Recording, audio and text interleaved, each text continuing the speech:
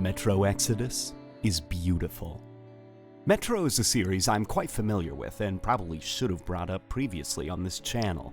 I remember hearing about the first game, Metro 2033, back when a Game Informer article was written about it.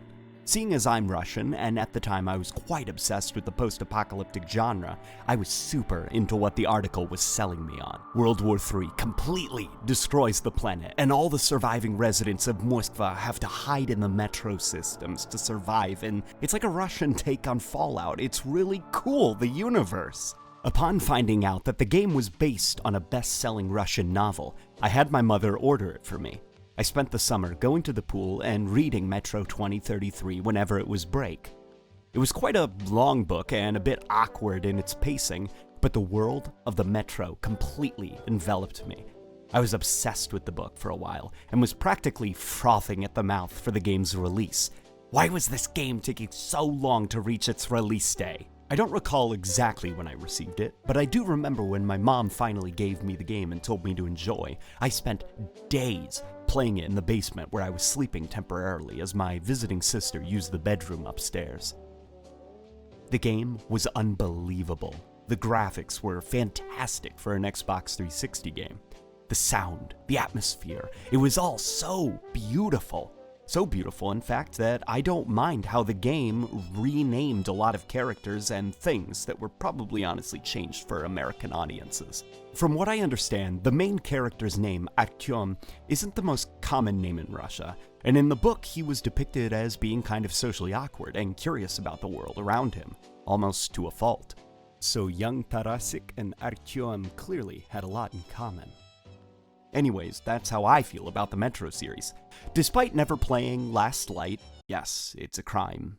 I've never played Last Light, and I need to undo that crime this year. Metro Exodus was on my radar because, for the first time, it was open world. As a kid, when I played the infamously good level Dead City in Metro 2033, I remember thinking this would make for an awesome open world game.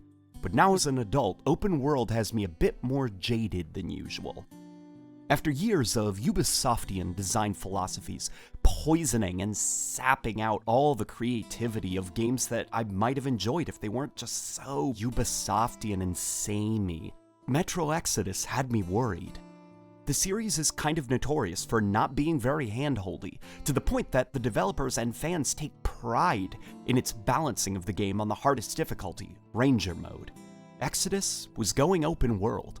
Was it going to be a bog-standard, cookie-cutter open world game with a series of collectibles, towers to climb, etc.? The answer is a loud no. After the linear tutorial that played a bit more like Metro 2033 and did an excellent job of building up the story and what drives my explorations of Russia, I was a bit overwhelmed when the game finally told me to just go there, and there was no waypoint marker. And when I took out my map, it was a map, like a normal one, not a gamey type one that's constantly updating and covered in little symbols and knobs for you to go find. Artyom drew himself a little circle on where he should be heading, and then the game just made me figure it out. Exodus's gameplay is quite clumsy, but as you play the game, you realize why. This isn't Far Cry. You're not going to be wingsuiting around and sprinting for miles and miles without ever slowing down. You're a malnourished Russian man who grew up without proper sunlight or nutrients. You've also been exposed to radiation at some level throughout your whole life. You're carrying possibly close to 70 pounds of equipment, and the ice water that's soaking through your boots and wetting your socks is probably very cold. This is a survival game. A pack of mutants isn't a fun shooty time to be had. It's a terrifying realization that this game isn't about empowering you. Humanity were the top dogs for quite a few centuries. And after those centuries ended, with hellfire and radiation, nature has decided it wants a turn hunting us. Bullets are scarce, supplies are scarcer, and the way the mutants actively stalk and play with you while they chase is deeply unsettling. The game made me jump once when I entered a building due to some gunshots I heard, and a dude jumped out at me who was practically melting due to radiation exposure. The man couldn't be reasoned with, probably because his brains were a mess of liquefied biomass and tumors. I shot the man because I had no other choice, and I went hunting for the source of the gunshots. I found a small group of those irradiated humans, and what was more unsettling was their behavior I witnessed. From the safety of a bush, I watched as they would wander out into the irradiated rain and just stare at the sky like a statue or something for minutes before finally returning to the safety of the train car. What the hell were they doing? Were they drinking the rainwater as it fell? One spotted me, and while I certainly gave a friendly wave, they did not return the kindness and proceeded to fling bricks at me and chase me further into the frozen marsh. I took cover in a house I found and found that the lights were on inside. Someone lived here. There were supplies all over the house, but we were all surviving out here, and I didn't want to make the absent owner's day worse when he returned and found his valuables missing by some bandit. I'm sure he wouldn't have minded, though, if I did sleep a few hours in his bed, so I took up residence, had myself a little drink, and then set the alarm to wake me up at night so that I could use the darkness to my advantage to sneak past the mutants. Many more adventures happened beyond that, but that was my first day in the frozen post-apocalypse of Russia.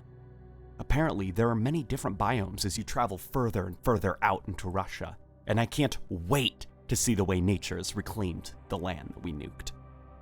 I don't usually make videos on a whim about games, but when playing this game, sitting on a rooftop lit only by a torch as I fumbled around in my backpack, I realized something. This was a game I've wanted for years. I recall being disappointed with Fallout 3 back in the day. It was so goofy with its stiff animations, rough textures, and horrible gunplay and AI, but I got over it and I loved the game. But the magical game that I wished Fallout 3 was still lingering around in my head. Today, I got it as I field-stripped my AK-47 in torchlight, listening to make sure the mutated humans that were hunting me wouldn't attack during this moment of vulnerability. Metro Exodus has made a strong first impression, and I have a feeling I'm going to have many more fun stories of survival and fear as I continue my trek. Gaming has been pretty beautiful these last few years. Sure, we have morons who make it seem like it isn't, but we've had proper gems releasing that I rarely see brought up since everyone is so focused on the crap that's giving games a bad name. Maybe I should shine a spotlight on the gems that released, instead of giving turds the unneeded attention they live off of. Now back to working on Halo videos.